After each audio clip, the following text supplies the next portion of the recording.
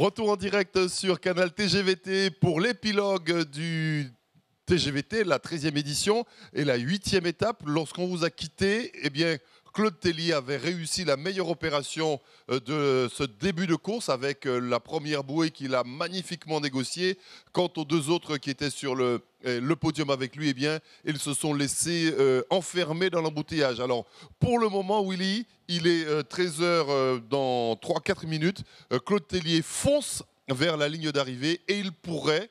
Alors, il y a une expression chez nous qui a dit que Baudelin n'est pas loin, donc il va devoir arriver dans un petit moment et il pourrait réaliser le doublé.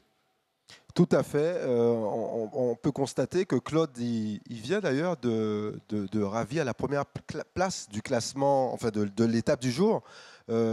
Daryl Garçon, qui a fait jusqu'à maintenant tout le parcours en tête, vient de se faire doubler. Alors, ils sont bord à bord, vent arrière, hein, donc il y a un décalage latéral, mais ils viennent se faire doubler par Claude. Alors, bien sûr, Claude, il est en très bonne position pour gagner le tour. Donc, pour l'instant, c'est le grand gagnant du jour. Et à noter tout de suite, un grand perdant pour l'instant du jour, Yassala, le jeune Yassala qui est parti de chez lui, de Saint-François, qui n'a pas bien négocié le départ de sa commune, puisqu'il se situe à la 17e place et se retrouve maintenant, qui était deuxième troisième ex aequo avec le deuxième, se retrouve en difficulté, puisque même Jean Forbin, qui est 8e, Jean se retrouve en position pour être sur le podium, pour être troisième. Donc si les choses restent en l'état, on aurait un général comme cela, avec Claude qui assure complètement sa première place, une deuxième place de Mediaset qui est 7e, donc qui a su, dans cet embouteillage qu'on a vu au passage de la première bouée au vent, limiter les dégâts. Il se retrouve 7e et Jean Forbin qui est juste, il contrôle, Jean Forbin qui est 8e. Donc à rappeler quand même que Jean Forbin avait 5 points de plus, 5 points de décalage ce matin au classement général. Donc il n'avait pas dit son dernier mot. Donc là, il est en train de se battre pour effectivement rentrer sur le podium. Merci Willy. Que s'est-il passé depuis notre dernier direct? C'est Andy qui va nous le dire.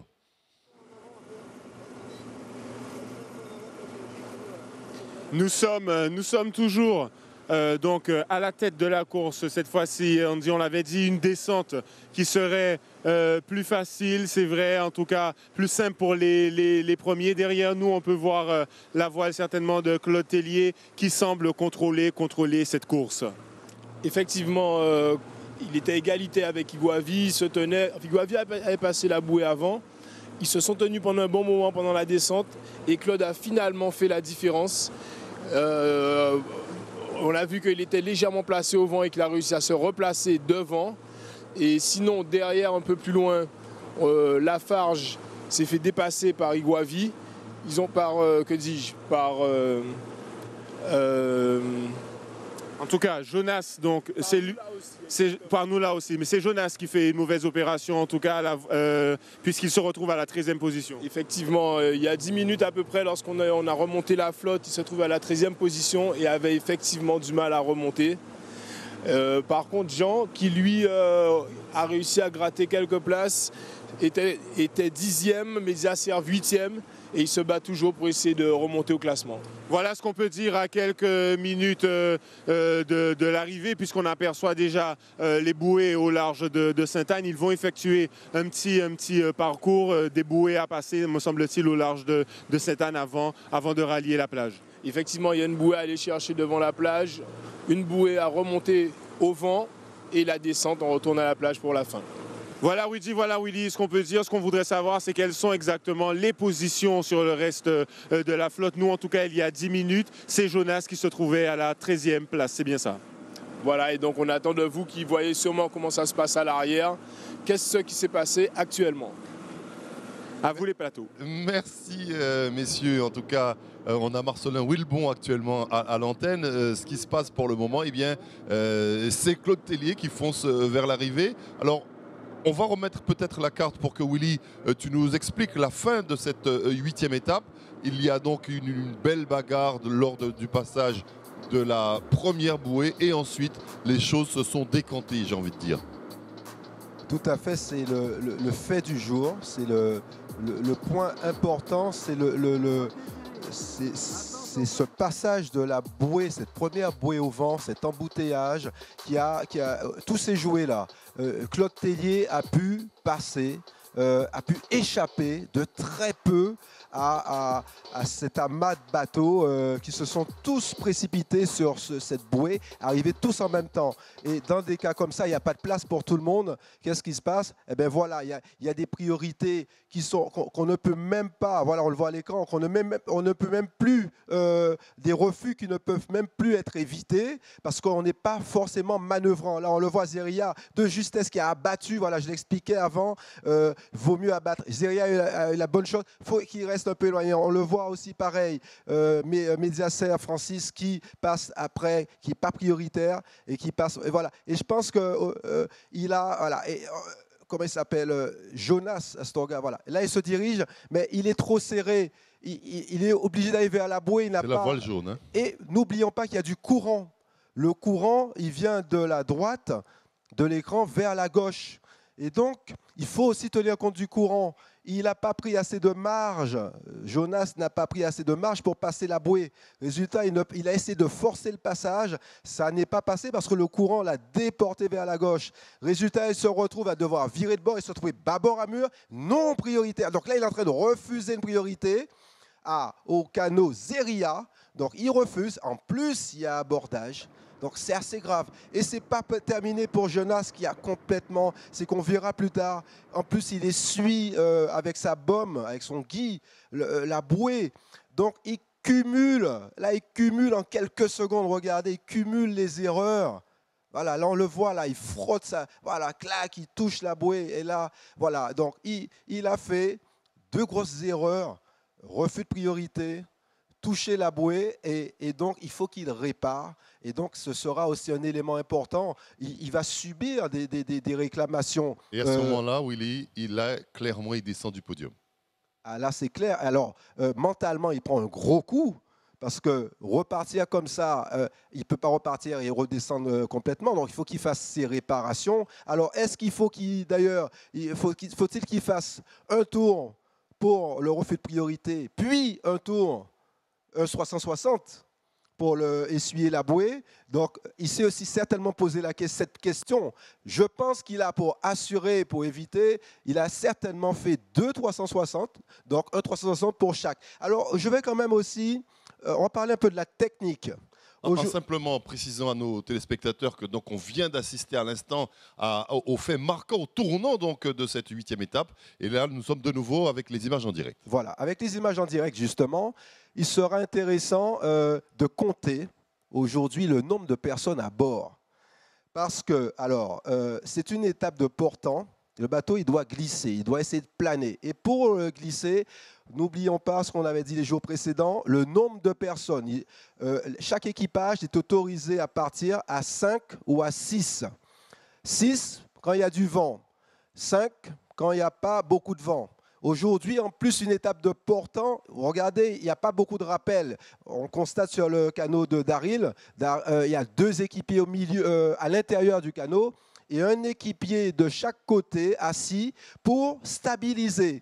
Et eux, ils ont une importance extrêmement importante parce qu'il faut anticiper les vagues afin que le bateau reste le plus à plat possible. Il ne faut pas qu'il tangue trop à gauche, à droite. Et donc, un gros boulot d'anticipation. Tout est dans leurs mains. Ces 2 équipiers que vous voyez les plus à l'avant du canot qui doivent lire les vagues, anticiper, du feeling, avoir énormément de feeling. Voilà. Et là, ils n'ont pas dit leur dernier mot. Ils essaient de déventer Claude pour revenir sur lui. Mais en tout cas, le nombre d'équipiers, à mon sens, c'est une étape où il fallait partir au total, barreur plus équipier, à 5 pour alléger.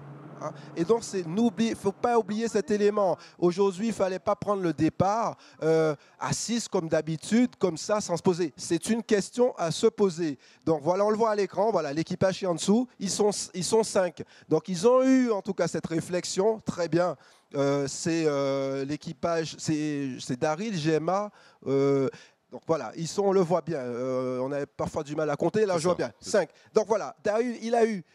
Et ce n'est pas pour rien qu'il se retrouve en tête de course aussi en continuité. Hein. Parce que s'ils étaient 6, je peux vous dire que ceux qui sont 5 derrière, ils seraient revenus. Donc voilà, c'est aussi une avancée dans ce tour, cette réflexion, ce calcul avant, ce calcul. Voilà. Alors là, on voit à l'écran Claude Tellier qui vient de passer, qui est arrivé à Sainte-Anne, au niveau de Sainte-Anne, et là il aborde le circuit. Donc, devant Sainte-Anne, un circuit très intéressant. Donc, empannage, on le voit à l'écran, de Daryl Garçon à la 2e place. Et donc, ils sont sur Sainte-Anne où il y a un circuit avec un mélange de. Là, c'est terminé le gros bord de vent-arrière. Il va y encore avoir un petit peu de vent-arrière, mais il y aura un mélange de plusieurs allures. Il y aura du vent de travers, il y aura du vent-arrière et il y aura aussi un bon bord de près, puisqu'ils vont quand même descendre au niveau de la plage de la Caravelle. Voilà, la bouée jaune qu'on aperçoit à gauche de l'écran, elle est à gauche carrément de la plage de la Caravelle. Et donc, cette bouée qu'il faudra laisser à bâbord, et cette bouée 5, il faudra remonter à la bouée, jusqu'à la bouée numéro 2. Et donc, il faudra encore louvoyer. Donc, il y aura encore de la stratégie. Le tour n'est pas terminé. Et c'est très, très bien que le CGVT, l'organisateur, ait fait ce petit circuit palpitant pour la fin. Et donc, c'est loin d'être terminé. Je pense qu'on aura un beau match final d'ailleurs, pour la première place de l'étape en tout cas, entre Daryl et Claude. Et pour le moment, au classement virtuel de ce TGVT, 13e édition, donc, ce serait donc Claude Tellier en tête de distribution. Sur la 2e marche du podium, on retrouverait Francis Rosé. Et 3e, eh bien, il va grappiller une petite place, mais enfin, il faudra attendre le jeu, des réclamations, etc. Il devrait grappiller une petite place, c'est Jean Forbin. Tout à fait. Jean qui, justement, dans cet embouteillage, a bien joué. Hein. Il a su éviter de trop perdre de temps. Il a une belle 8e place. Hein. Bon, là, je pense qu'il est en train de cravacher pour revenir sur la tête. Et là, on revient un peu à la tête de course. On voit que Claude, toujours vent arrière, les voiles en ciseaux, se dirige vers la bouée numéro 3. Et cette bouée numéro 3, elle est positionnée devant la plage des Galbas. Et cette bouée, il faudra la laisser à bâbord, on va la laisser à gauche. Daryl qui est juste derrière, à 5-6 secondes. Daryl, il a absolument envie de gagner cette étape. Il va tout faire pour la gagner. Je connais le garçon, il ne va pas laisser Claude s'échapper.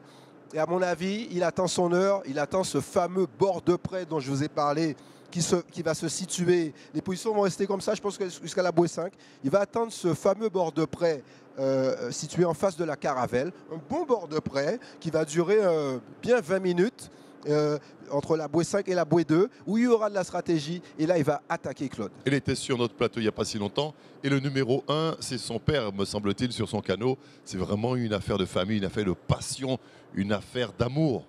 Tout à fait. Ben, son père, Jean-Marie Garçon, c'est un excellent numéro 1, qui était le numéro 1 d'un très fort, qui est aussi vainqueur, de Alain Dabriou, qui n'est pas là, mais qui est le barreur très, très, très reconnu avec Philippe Petit. Philippe Petit aussi qui a gagné, mais Alain Dabriou, Philippe Petit, ce sont des grands barreurs, très, très, très grands barreurs Saint-Trois. Et justement, Dabriou avait comme numéro 1 Jean-Marie Garçon, le père de Daryl. C'est une histoire de famille. Et ce sont vraiment des gens passionnés. Mais voilà, au Saintes, voilà, c'est l'après-midi, on part, il y a beaucoup d'entraînement au Saintes. Beaucoup d'entraînement, pas tous les jours, mais plusieurs fois par jour dans la semaine. Avec toujours à l'image celui qui devrait, sauf catastrophe, eh bien, se succéder à lui-même au palmarès du TGVT. La 13e édition devrait être remportée par Claude Tellier. Le suspense demeure toujours concernant la victoire sur cette 8e étape, car Daryl Garçon n'a encore pas jeté l'éponge. Il voudrait bien, inscrire son nom sur les tablettes de cette 13e édition du TGVT. Claude Tellier, qui, tu nous l'as dit il y a un instant, se dirige vers la plage des Galbas. Tout à fait, se dirige toujours vent arrière. On a vu alors, il y a eu une manœuvre, un empannage. Alors je vous explique quand même pourquoi. C'est que avec le relief quand même, hein, donc il y a une entrée un peu vers la droite. Et donc ils étaient bâbord à mur et ils ont empanné, ils ont fait passer la grand voile qui est passée violemment de l'autre côté. Parce qu'en fait, on va me dire, mais pourquoi ils ont pané alors qu'ils ont toujours les voiles en ciseaux? Parce que quand même, ils ne sont pas tout à fait vent arrière, ils sont grands, larges, et donc c'est plus favorable quand même de passer la voile. Alors voilà, un empannage maintenant pour passer cette bouée qui est devant la plage de Galba. Donc, réempannage. Et Claude, maintenant, il n'y a plus de voile en ciseaux. Il se retrouve vent de travers pour aller rejoindre la bouée numéro 4 qui se situe plein vent d'arrière. Donc, les voiles restent un peu ouvertes. On ne borde pas à fond les voiles. Et là, intéressant. Là, c'est un réglage. Il faut rester concentré et régler les deux voiles, foc et grand voile, à la limite du façaillement. Trouver le réglage optimum. C'est-à-dire, il ne faut pas trop border, le bateau va ralentir. Il ne faut pas trop choquer. Border, c'est tirer, choquer, relâcher. Il ne faut pas trop ni border, ni choquer. Il faut trouver le bon réglage en permanence. Ce qu'on appelle la limite du façaillement. Donc, façailler, c'est battre. Donc, le réglage, le principe de la voile est simple. C'est limite de façaillement pour le réglage des voiles dès qu'on n'est plus au vent arrière, dès qu'on n'est plus au près. Tout le reste, toutes les autres allures, limite de façaillement. Mais attention, ce n'est pas si simple parce que le vent en force et en direction change toujours de quelques degrés. Donc à nous, à eux de rester concentrés et de faire corps à corps avec cette différence. Ces petites différences qui interviennent de seconde après seconde, des différences de direction, de changement de direction de vent. Willy, on va proposer à nos téléspectateurs, pour certains, de découvrir Claude Tellier, pour d'autres, eh bien, de le redécouvrir. C'est toujours un plaisir.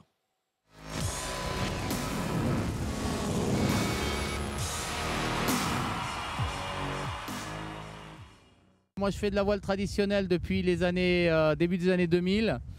Et donc, c'est un équipage qui évolue en permanence parce que ce sont que des amateurs, beaucoup de jeunes, mais malheureusement, les jeunes, en vieillissant, quittent la Guadeloupe, font leurs études, quittent la Guadeloupe, vont travailler ailleurs. Donc, on le renouvelle régulièrement. Et là, j'arrive depuis 2 ans à avoir un équipage assez stable. Et donc, d'où la performance, parce que c'est avec des équipages stables qu'on arrive à être performant. Sur le TGVT, on arrive à avoir des gens qui ont 16-17 ans, des jeunes donc, et des anciens qui ont jusqu'à 60-65 ans. Et ça, c'est la magie de ce sport de la voile traditionnelle. Ce qui est très difficile, ça reste un sport d'amateur. Et en tant qu'amateur, c'est difficile de réunir un équipage de 6 personnes pour naviguer régulièrement. Mais c'est sûr que l'avenir pour la victoire, pour les victoires, c'est l'entraînement et c'est de naviguer. Plus on navigue, plus on est performant. L'objectif, ça serait plutôt de faire un doublé coup sur coup, c'est-à-dire on a gagné le tour l'année dernière et ça ne s'est jamais fait jusqu'à présent. Gagner 2 tours les uns derrière les autres, ça reste une performance à aller chercher. Et donc c'est l'objectif qui nous motive tout l'équipage cette année d'être présent sur 2013, donc avec cette victoire, et 2014 avec la victoire à venir. Eh bien, l'histoire est en train de s'écrire en direct sur l'antenne du canal TGVT, puisque c'est historique. Si d'aventure il n'avait pas de casse, eh bien, il remporterait donc pour la 2e fois consécutive le TGVT. Ça ne s'est jamais fait. Et c'est justement pour vous, les abonnés, que ça va se faire. Claude Tellier a quelques encablures, Willy, de réaliser son objectif. Tout à fait, il est vraiment en très bonne position. Et là, on le voit, voilà, il abat, il va mettre encore à nouveau le foc en ciseaux parce qu'il va passer cette bouée numéro 4 qui va d'abord, voilà, alors il va pas peut-être empanner tout de suite, il attend, il abat, il va mettre, on voit qu'ils ne mettent pas le tangon, l'équipier pour l'instant utilise plutôt sa main, son bras pour le foc en ciseaux. Alors il attend certainement de voir le positionnement de la future bouée qui est la bouée numéro 5 avant de décider. Il ne faut pas se précipiter. Est-ce que je vais empanner? Mais finalement, non. Il a dit, j'empanne pas tout de suite. Je préfère mettre le tangon et bien mettre la voile en ciseaux. Donc, c'est ce que... Non, même pas, ils n'ont même pas mis le tangon pour l'instant. Ils ont installé le tangon. Et voilà, ils descendent plein vent arrière à nouveau en direction de la Caravelle. Et il se peut qu'il ait... Voilà, donc en même temps, on le voit là, barrière de corail. Donc, il ne peut pas peut-être se diriger tout de suite vers la bouée.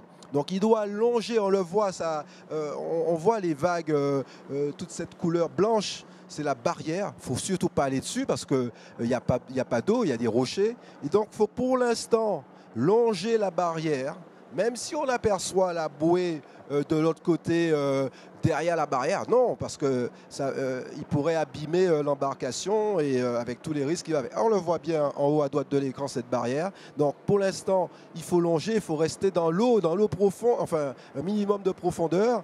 Donc il est plein vent arrière à longer la barrière de Sainte-Anne. Et ensuite, il va peut-être, si nécessaire, réempanner pour, une fois cette barrière passée, se diriger vers la bouée numéro 5. Et après cette bouée numéro 5, comme on l'a dit tout à l'heure, grand bord de près entre la Caravelle et la bouée 2 située en face au large du bourg, de la plage du bourg. Et après, encore un petit bord de grand largue, et un tout petit bord de près pour l'arrivée finale, peut-être 2-3 minutes. Voilà. Là, on a une très belle image, où on voit bien les différences de couleur de l'eau, regardez. Donc, voilà, rappel de cette étape, hein. Cette étape numéro 8 d'aujourd'hui, avec un départ à Saint-François, une arrivée à Sainte-Anne. Ce petit circuit qui a été décisif dès le passage. Regardez ces magnifiques images avec ces vagues qui se brisent et ces couleurs magnifiques, ce dégradé de couleurs aussi. Et bien Claude, voilà, là, il est sur la fin de la barrière de corail. Willy, quand on est marin, quand on est à quelques encablures d'empocher une belle victoire, une victoire historique, a-t-on le temps d'apprécier ce paysage, ce superbe paysage? On a très peu de temps, mais connaissant le personnage, je suis sûr qu'il passe un peu de temps. Peut-être, mais regardez, il y a des surfeurs, il y a 3 surfeurs. Bon, là, il vient d'empanner, voilà, parce que là, c'était quand même nécessaire pour rejoindre la bouée. Une fois qu'il a passé la barrière, bon, pendant l'empannage, non. Mais il est fort possible que Claude dise quelques mots aux surfeurs. Il n'y a aucun problème, parce que Claude, c'est un super professionnel, mais il est aussi joueur. Donc, il est très, très rigoureux, mais c'est quelqu'un aussi que, quand il évalue, c'est quelqu'un qui est capable d'évaluer le risque et de pouvoir discuter ou pas, d'engager. Et peut-être aussi une façon de parfois se détendre légèrement. Tout ça fait partie de la course et du mental dans la course. Donc là, on aperçoit justement Iguavi qui vient de faire à son tour son empannage. Avant-dernier empannage, parce qu'il faudra encore, aujourd'hui, voilà, pas mal d'empannage sur ce circuit. Juste avant la bouée numéro 5, vous verrez ces canaux empannés une dernière fois pour pouvoir aborder le bord de près, ce dernier bord de près avec une dernière stratégie. Mais à dire quand même qu'il y a un écart, on le voit, hein, l'écart devient important. Ce sera quand même très difficile pour Daryl de remporter la victoire d'étape. Claude, il marche très fort au portant là pour l'instant. Sa générosité irait-elle jusqu'à se dire, bon allez, soyons grands seigneurs, on remporte l'épreuve, allez, on laisse l'étape à Iguavi? Non, non, non. Non, mais ça c'est net et clair.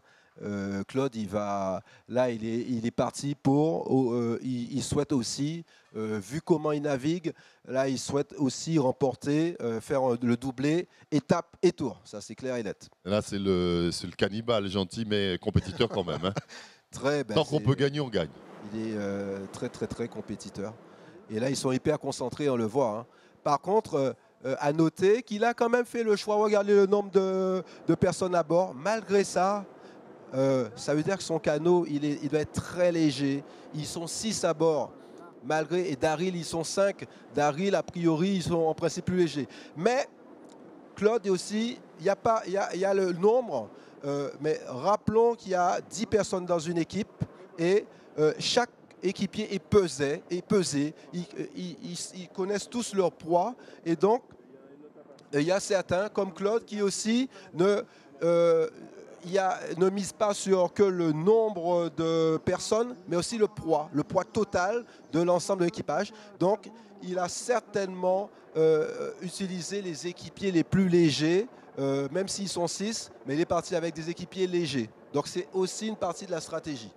Une partie de la stratégie visiblement payante pour le moment pour Claude Tellier qui se dirige sûrement vers cette ligne d'arrivée où il pourrait faire coup double aujourd'hui en remportant donc la 8e étape entre Saint-François et Sainte-Anne mais également se succédant à lui-même au palmarès du TGVT, la 13e édition qui devrait donc lui porter bonheur et s'inscrire dans l'histoire puisque ça ne s'est jamais produit pour qu'il y ait 2 vainqueurs d'affilée. On va repartir en tête de course avec Andy. Alors, nous sommes, Andy, point sur la situation à cette avant-dernière bouée. Avant-dernière bouée que nous allons passer avec Claude Tellier qui est donc toujours en tête, suivi de près d'ailleurs par Iguavi qui fait une belle course aujourd'hui. Effectivement, Claude a conforté son avance. Là, il vient de passer sa bouée. Il repart au près vers la bouée de devant, de la bouée au vent.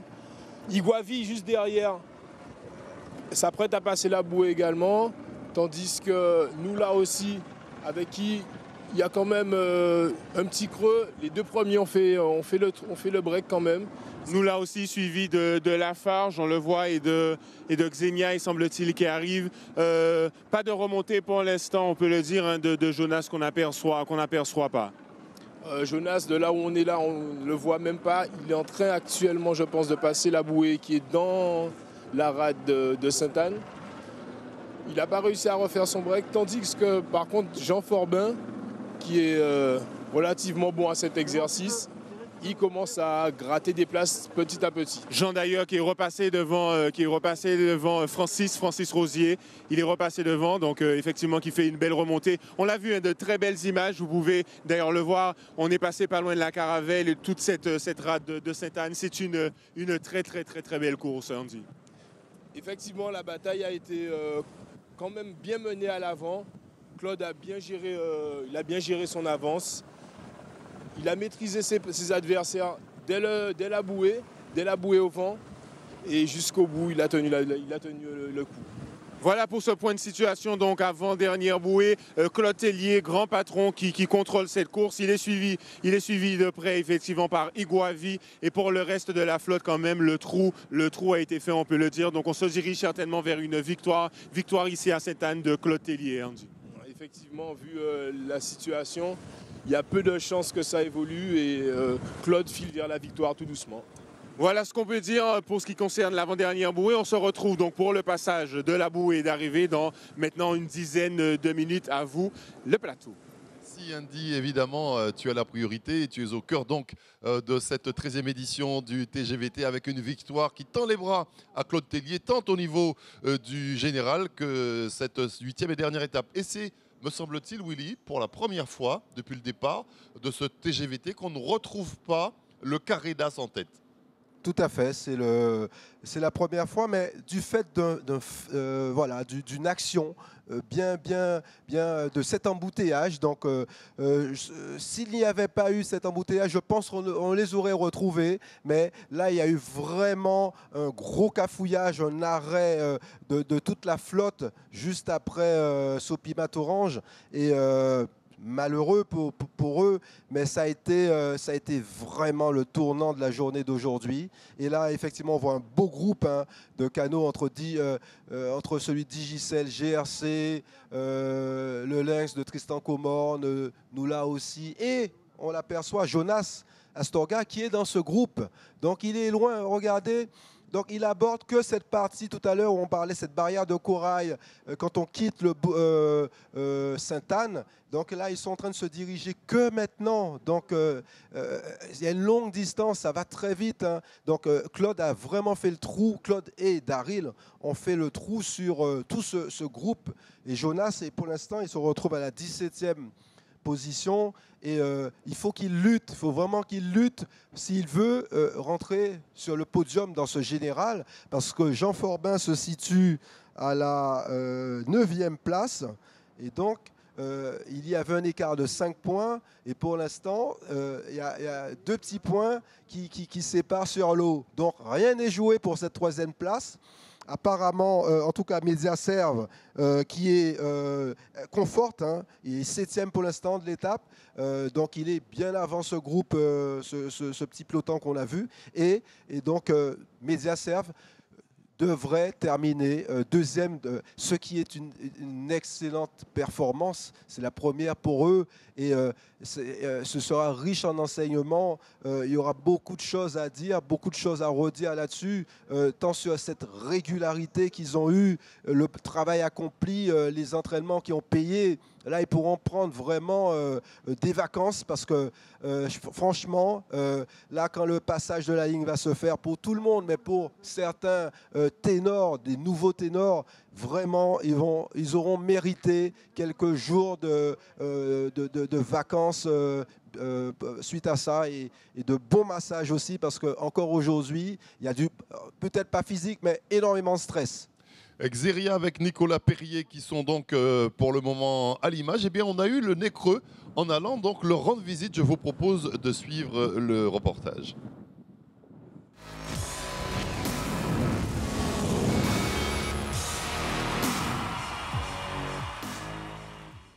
L'équipage, c'est un groupe d'amis.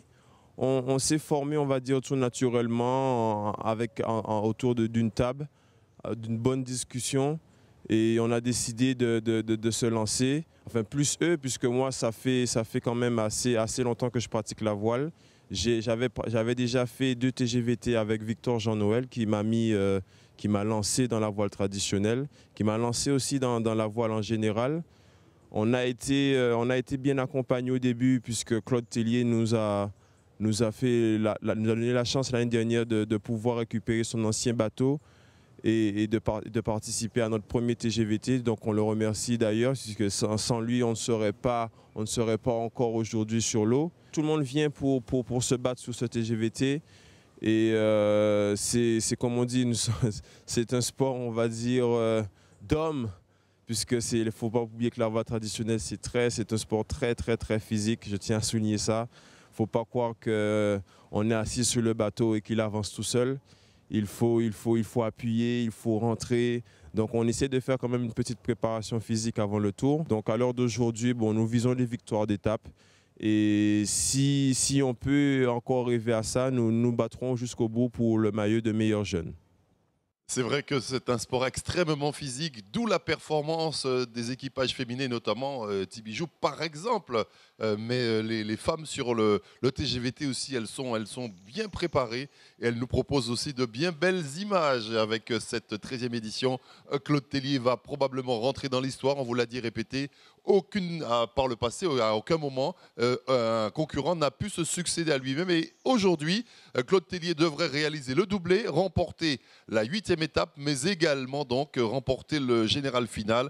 La décision, on l'a dit, s'est faite au moment de laisser la première bouée, un embouteillage donc, qui a pénalisé les principaux concurrents de Claude Tellier au départ de cette 8e étape.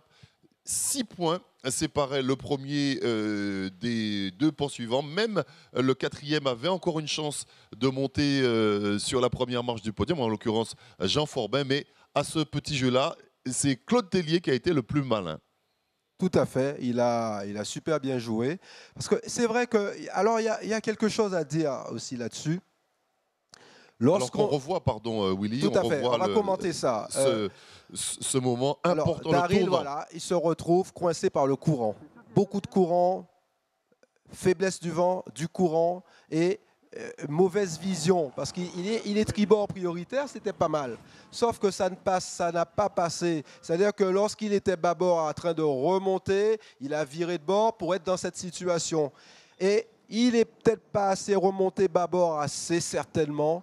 Il a viré de bord et se dirigeait vers la bouée. Et là, il ne s'attendait pas. Mince, il y a du courant. Et le courant l'a déporté et l'a empêché de passer tribord à mur cette bouée.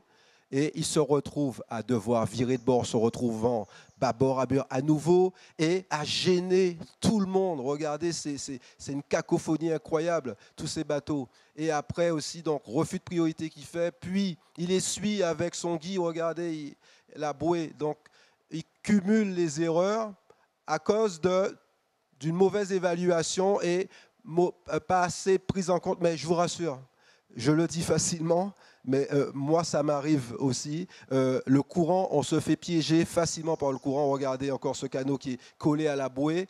Non, c'est pas Mésaserve. Ce canot qui est collé, on peut se faire avoir par ce courant. Si le courant est assez fort, on se fait avoir. Et là, vraiment, il y a un courant qui vient de la droite, qui pousse, qui empêche les canots là, de franchir cette bouée. Et il est plus ou moins important suivant les zones. Il y a des zones de navigation où il y a plus de courant que d'autres. Et peut-être aussi que Claude en a tenu un tout petit peu plus, il a pris un tout petit peu plus compte. Et donc, il a passé cette bouée et il a aussi évité cet embouteillage.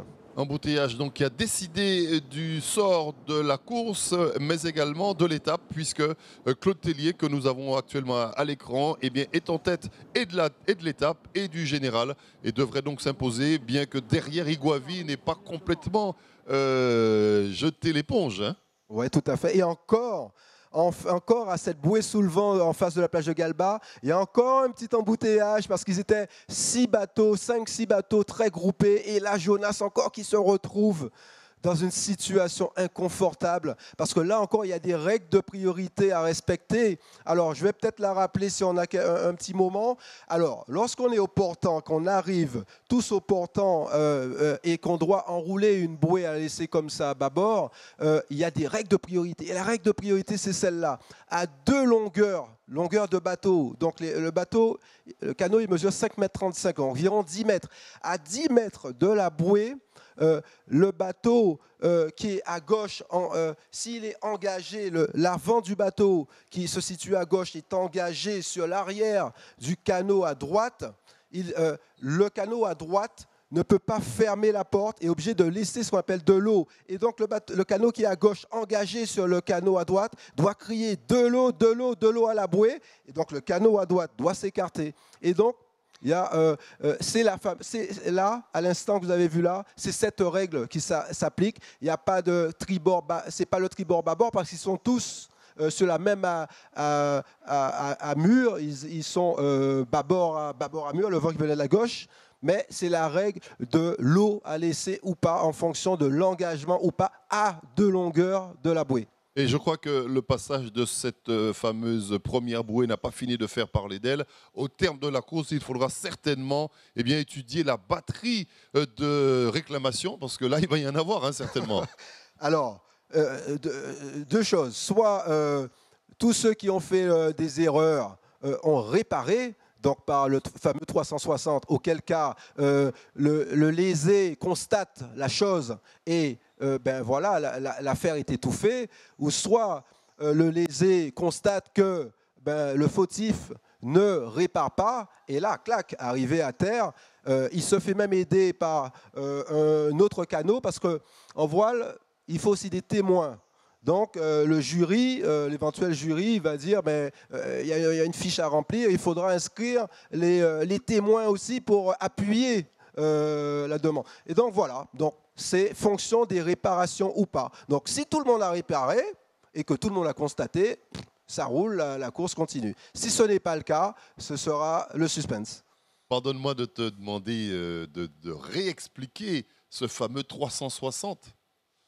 Le 360 degrés, hein, comme c'est un tour, il faut faire un tour, et ça passe par un virement de bord et un empannage. Et donc, il faut... Et c'est une manœuvre, bon, aujourd'hui, il n'y a pas trop de vent, ça va, hein, mais imaginez que vous avez un 360 à faire dans les conditions d'hier ou d'avant-hier, dans 20-25 nœuds de vent, c'est très compliqué parce qu'il faut passer le virement, il faut passer cet empannage qui est la manœuvre la plus difficile. Mais aujourd'hui, en tout cas, 360 est relativement facile à faire.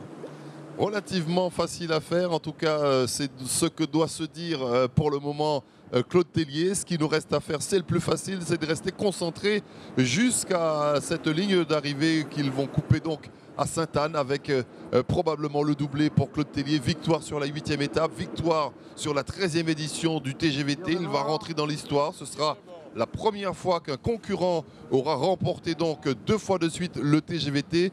Une preuve fantastique que vous pouvez suivre sur notre antenne grâce aux moyens exceptionnels développés sur cette très très belle compétition de voile traditionnelle avec toutes les explications nécessaires de Willy, qui est un expert, qui est un passionné et qui vulgarise donc les termes nautiques pour nous permettre de bien comprendre la course, pour nous permettre de bien nous approprier ce TGVT, puisque c'est ce dont il s'agit, et créer des vocations et pour vous inciter à découvrir la Guadeloupe autrement, pourquoi pas vue du ciel.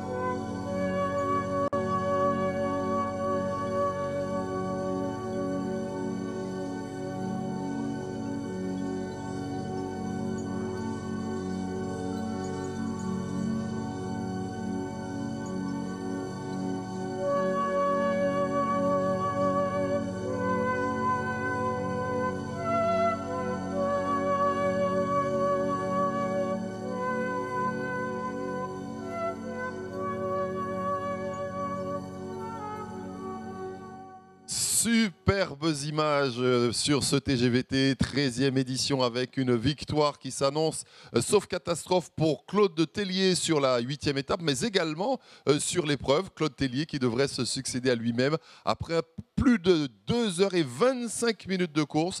Eh bien, c'est Claude Tellier qui est en tête et on l'a dit, répété, le tournant de cette 8e étape, ça a été le passage de la première bouée. On va partir de suite en mer avec Andy. Voilà, donc Claude Tellier qui passe, vous le voyez à l'instant même, cette dernière bouée. Très bien négocié. Regardez, il est en train d'effectuer le passage. Andy, c'est bien ça. Nous, on le suit.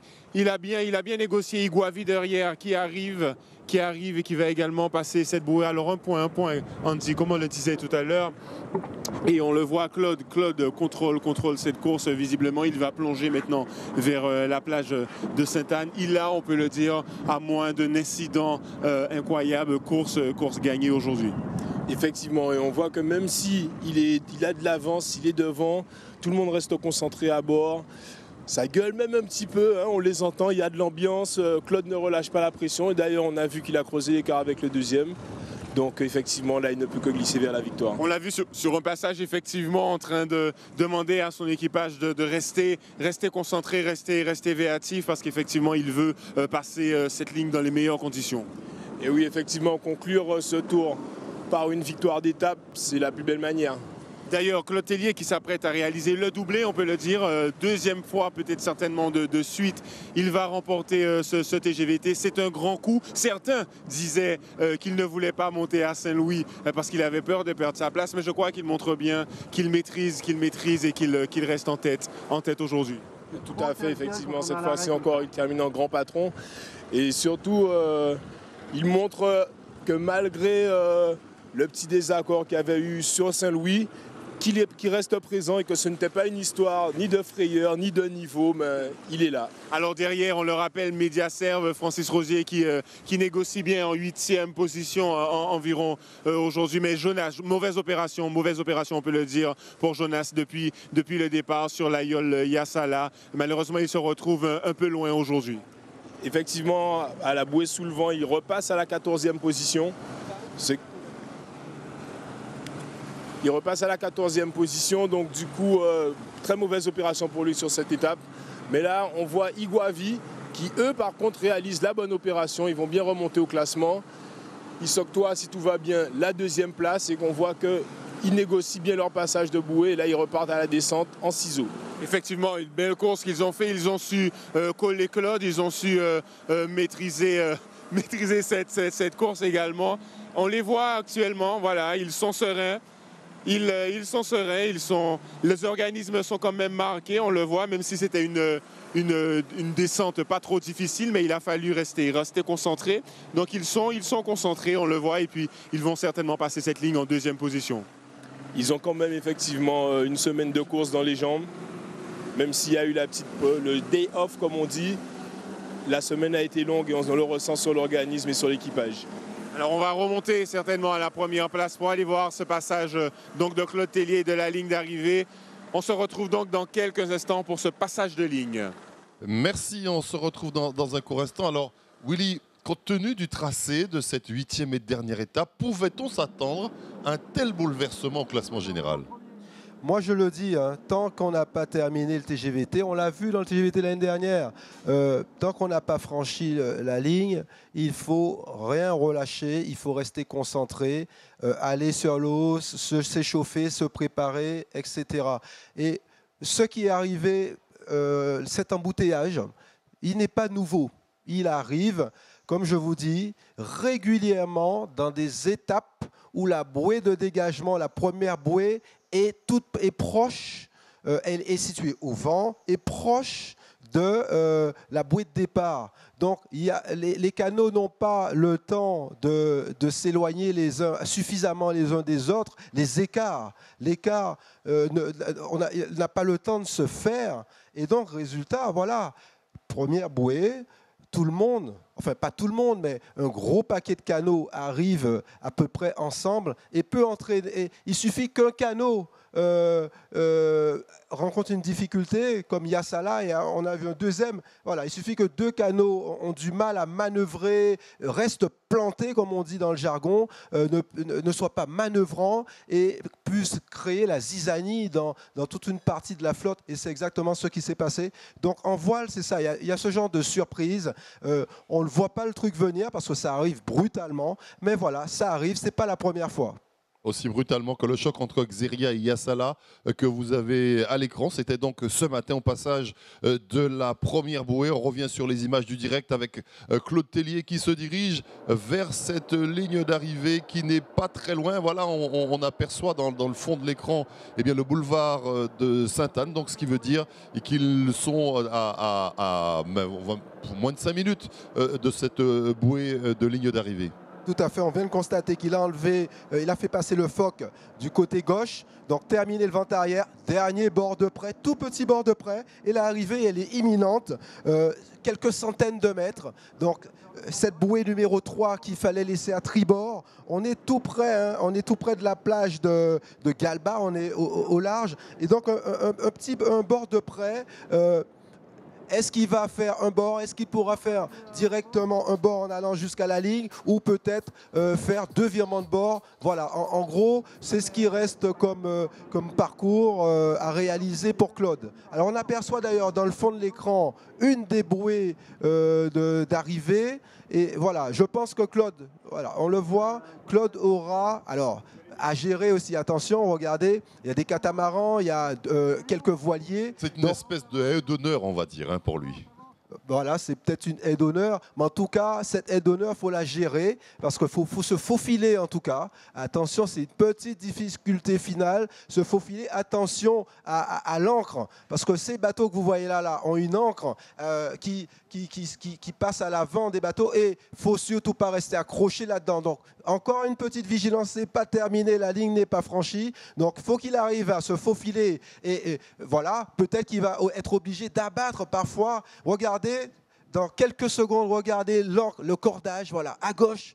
Attention à ce cordage, il vient de le passer. Donc, il faut tenir compte de ça et ne pas rester coincé là-dedans. Et donc, là, il se dirige tout droit vers la ligne d'arrivée. Il aura certainement un virement bord. Là, il est tribord à mur. Il aura un virement certainement peut-être à faire. Voilà, voilà, il le fait maintenant. Virement de bord, il va se retrouver bâbord à mur. Donc, on relance le canon, on borde le phoque, on relance les choses. Voilà. Il repart bâbord à mur. Il va faire il va regarder la position de la ligne d'arrivée sur une des 2 bouées rouges. Et donc, il va avancer un peu comme ça, bâbord à mur. Il va ensuite revirer de bord et pour franchir la ligne d'arrivée en tribord à mur. Donc voilà, ça va durer encore. Dès qu'il aura la bouée en perpendiculaire dans son dos, il va avancer un petit peu plus pour assurer, pour éviter de multiplier les virements de bord. Donc voilà, il avance, il avance, il avance. Et il va pas tarder à faire son ultime virement de bord de ce tour. Donc, il ne faut pas le rater. Et pour franchir la ligne d'arrivée. Voilà, en ce moment, ce dernier virement de bord, il se retrouve donc tribord à mur. Et dans quelques secondes, la délivrance. Claude Sopi-Matorange, vainqueur de l'étape et grand vainqueur, grand patron. Il s'est montré grand patron de ce TGVT avec beaucoup de sang-froid. Il a montré que la jeunesse... c'est très très bien, mais il va falloir que les jeunes, justement, progressent tout au long de cette année qui vient dans la maîtrise mentale et la maîtrise du courant. Levé de la victoire pour Claude Tellier qui vient à l'instant sous vos yeux grâce aux images de Canal TGVT qui vient à l'instant donc de couper la ligne d'arrivée à Sainte-Anne. Il en remporte et la 8e étape et le général, réalisant donc le doublé sur le TGVT. C'est la première fois eh bien qu'un concurrent remporte 2 fois consécutivement l'épreuve et il inscrit désormais son nom dans le palmarès de cette superbe compétition que vous avez pu suivre sur notre antenne. Donc il remporte l'épreuve, il remporte l'étape, il se dirige vers cette plage de Sainte-Anne où il y a déjà beaucoup de monde et la deuxième place sera prise par Iguavi. La deuxième place de l'étape, tout à fait. Iguavi qui a fait une formidable course. Et c'est vrai qu'il a voulu, il a tout fait pour gagner l'étape. Il a pris un très très bon départ. C'est lui, Daryl qui a passé avec son équipage la bouée, cette première fameuse bouée de la Discord, là, cette bouée au vent, cette première bouée. Il a passé en tête. Il a fait une bonne partie du parcours en tête et il s'est fait doubler à la régulière par Claude Tellier au vent arrière. Et là, justement, au vent arrière, j'en parlais, il faut contrôler l'assiette latérale du bateau. Donc, faire avancer correctement l'assiette longitudinale, l'assiette latérale du bateau. Il ne faut pas que le bateau fasse du roulis. Et ça, c'est pas évident. C'est pas évident. C'est beaucoup d'anticipation. Et c'est un énorme travail. L'équipage de Claude, j'en parlais aussi, les 2 équipiers le plus à l'avant du canot, eux, ils ont le travail important de stabiliser, que le bateau reste le plus à plat possible, qui plane le plus. Et Claude, c'est quelqu'un qui va courir après chaque vague, chaque petite vague, pour faire surfer le bateau, faire avancer le bateau. Et à ce jeu-là, Claude a été le plus fort. Mais Daryl s'est montré, c'est quelqu'un qui est un gros client, c'est quelqu'un qui veut gagner un tour. C'est pas cette année, mais en tout cas, il termine ce tour de fort belle manière. On le voit à l'écran, voilà. Il va rejoindre, il a passé la ligne d'arrivée. Il est en train de passer et il va rejoindre la plage du bourg de Sainte-Anne, cette magnifique plage, ce magnifique plan d'eau de Sainte-Anne qui est extraordinaire. On a pu voir avec ces différentes barrières de corail. Et là, les différents canaux, on les a vus. Ils sont sortis aussi de l'extérieur du lagon. Et donc aussi aujourd'hui, il y a de la navigation, comme on dit, à l'extérieur, dehors. Et la navigation à l'intérieur, on parle toujours par rapport à la barrière. Donc il y a eu de la navigation à l'extérieur dans de la houle. Et un peu dans le lagon, dans l'eau plate, regardez comment elle est plate, la mer. En tout cas, aujourd'hui, des conditions vraiment idéales pour la voile traditionnelle, une quinzaine de nœuds de vent, une mer pas trop agitée. Et donc on l'a vu, on n'a pas constaté de chavirage, de dessalage dans cette course. Et voilà, Daryl qui a rejoint en deuxième position la plage. Et sur cette magnifique plage du bourg de Sainte-Anne. Une 8e étape qui va provoquer de profonds bouleversements, visiblement au classement général. Si la première place est incontestablement dévouée au vainqueur de l'année dernière, au vainqueur de cette 8e étape, Claude Tellier. La deuxième, pour ce qui concerne Daryl Garçon. En tout cas, nous attendons donc le 3e qui va compléter le podium. Pour ce qui concerne le podium final, c'est sûr, c'est Claude Tellier également. Sur la 2e marche, on devrait retrouver Francis Rosé. Et la 3e place, il y a encore du suspense. C'est Jean Forbin qui tiendrait pour le moment la corde face à Yassala qui véritablement a passé une journée d'enfer. Eh bien là, c'est le suspense. Là, c'est clair que dans cette grande descente, Jean Forbin est parti à l'attaque. Yassala, qu'est-ce qu'il a essayé de faire après ce circuit devant Saint-François? Limiter les dégâts parce qu'il était vraiment en très mauvaise position. Et donc, là, c'est le suspense qui reste entier. Là, on le voit à l'écran. Nous, là aussi, Guillaume Aubert qui fait un super tour. Il était ce matin 5e au général. Il termine 5e. Non, il termine 3e. Ouais, il complète le podium. Il monte sur la 3e marche du podium. Et en 4e position, on l'a vu juste avant, c'était Zétoile. Le canot qu'on a vu avant, le canot Saint-Anais qui rentre chez lui. Zétoile de Nicolas Perrier qui termine, on le voit là, à la 4e place, précédé, comme je vous l'ai dit, par Guillaume Aubert 3e, qui fait une excellente aussi opération. Bon, faudra compter les points, mais en tout cas, il était 5e au général, il termine 3e. Donc, derrière, le tour n'est pas terminé. Il y a un gros suspense pour la dernière place du podium et qui va se jouer certainement entre Jean Forbin et comme on l'a dit tout à l'heure, Yassala de Jonas Astorga, qui a eu vraiment des difficultés en début d'étape. Alors il faut savoir que 15 points séparaient nous là aussi à Jean Forbin au classement général. Donc il y a peu de chances pour que nous là aussi passe devant Jean Forbin sur Voilà. cette étape-là. Tout à fait. Nous là, Guillaume Aubert va se rapprocher, hein, mais le classement devrait pas, hein, sauf incident de dernière minute, devrait pas être inchangé. Voilà. Le suspense qui reste entier, c'est pour cette 3e place du général entre. À l'écran, on le voit, Yassala qui descend plein vent arrière, les voiles en ciseaux. C'est vraiment magnifique avec des belles couleurs, le jaune, le blanc, le magnifique canot. Et donc, ils sont en train de descendre vers cette bouée numéro 3, cette dernière bouée, et ensuite faire ce fameux petit bord de près.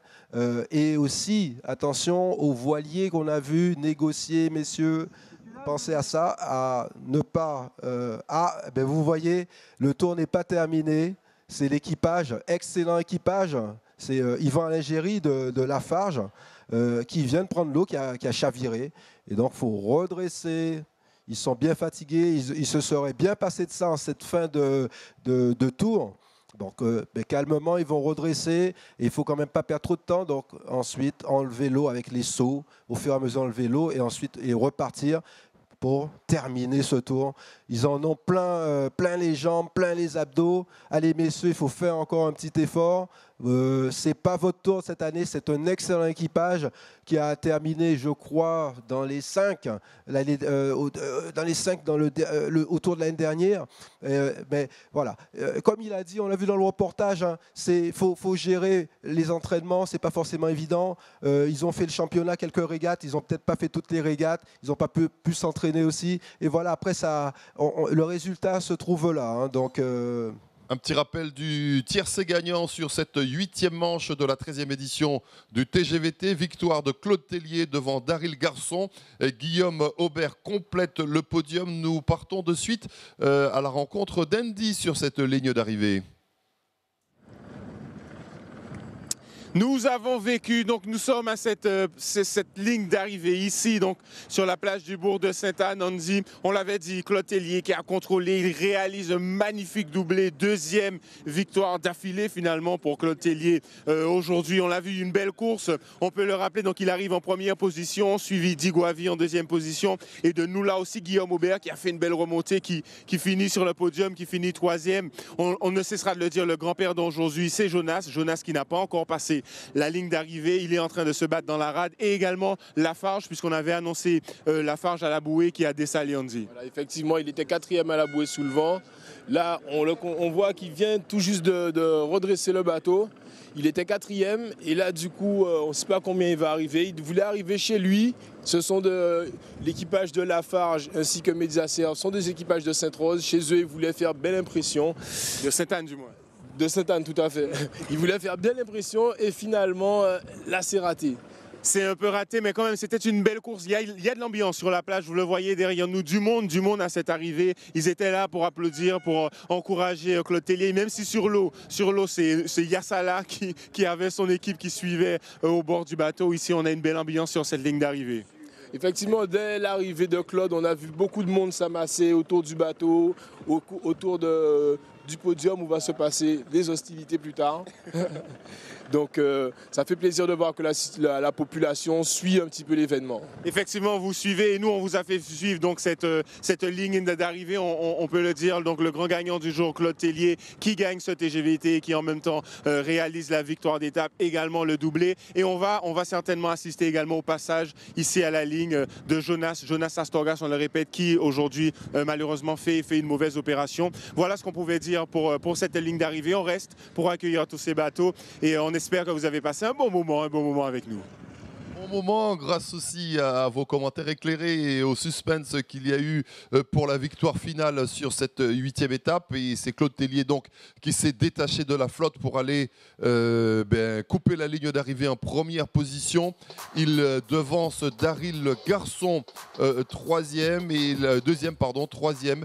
Eh bien, c'est nous là aussi de Guillaume Aubert. Donc un beau podium. Pour ce qui concerne le général final, il faudra évidemment attendre la batterie de réclamation éventuellement, puisque vous l'avez vu, hein, il y a eu un embouteillage, il y a eu des refus de priorité. Donc on verra au terme de cette 8e étape si réclamation il y a. Mais en tout cas, nous vous proposons un classement provisoire pour cette 13e étape, cette 13e édition. Les remportée donc par Claude Tellier devant Francis Rosé, et sur la 3e marche du podium, on pourrait retrouver Jean Forbin qui coifferait donc au poteau Yassala, qui a été donc le grand perdant, le grand malheureux de cette 8e étape. Willy, merci 1000 fois de ton éclairage. On a appris beaucoup de choses. Il y a encore beaucoup de choses à apprendre, évidemment, mais tu as pu mettre la voile à la portée de tous, et c'est un peu ce qu'on te demandait. En tout cas, je l'espère. C'était mon objectif de transmettre de témoigner de ma passion, de transmettre le peu que je sais, parce que j'ai encore tellement à apprendre. Et je suis quelqu'un de volontaire, je cherche toujours à apprendre. En tout cas, ce que moi je sais, le peu que je sais, qui permettent en tout cas de s'amuser aussi, je le donne à tout le monde avec vraiment grand plaisir. En tout cas, tu as encore une étape à disputer à 17h sur ce plateau qui sera donc en compagnie de Vanessa. Sinon, pour la route du Rhum, on va tous te souffler, non pas dans les bronches, mais dans les voiles, pour que tu puisses avoir la première victoire, être au départ, deuxième victoire, être à l'arrivée, et pour la victoire finale, on verra. Mais enfin, ce qui est sûr, c'est que tu as créé des vocations, tu as suscité la passion chez nos téléspectateurs. On se donne rendez-vous à 17h pour le grand direct. Merci à tous, à tout à l'heure.